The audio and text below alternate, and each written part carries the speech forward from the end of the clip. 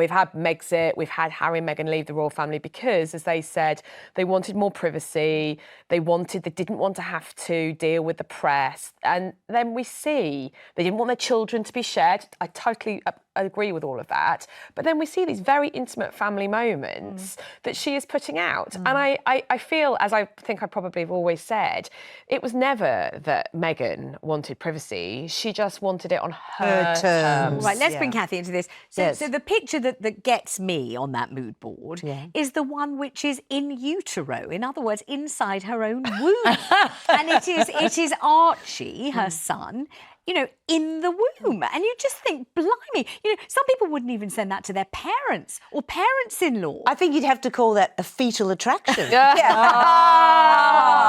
do you think of sharing that publicly? I can't believe that they're oversharing to this extent. But I would also say that Brits have become oversharers. When I first moved here 35 years ago, you had to do open heart surgery to see what was going on inside an English person. You know, their leg could be hanging by one sinew and you'd say, how are you? And they'd say, you know, tip-top, right? All good. But now we're all sitting in our truth. I mean, I'd rather sit in pigeon poop than sit in my truth. And I think a lot of it had to do with Harry and Meghan sort of stripping off their emotional underwear in this psychological striptease that reveals all.